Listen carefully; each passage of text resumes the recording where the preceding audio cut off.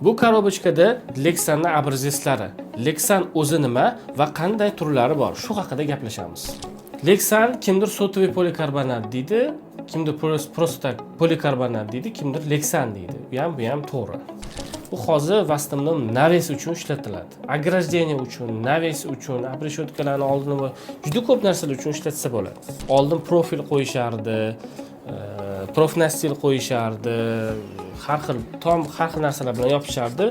Juda ham chiroyli, ko'rkam. Rangi, eng xadavoy rangi bu, mokriy asfalt deyiladi. Buni afzal taraflari uzoq yil xizmat qiladi. Issiq vaqtda, quyosh vaqtida ultrafioleti bor buni. Quyoshning zararli nurlarini ushlab qolib, faqatgina yorug'ligini 50-60% ni o'tkazib beradi, yoqimli qilib.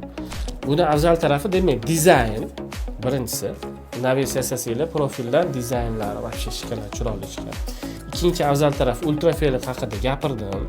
Juda ham afzal tarafi. Uchinchi afzal tarafi qorong'i bo'lib qolmaydi. Naves tegi yorug', yarki, chiroyli bo'lib turadi.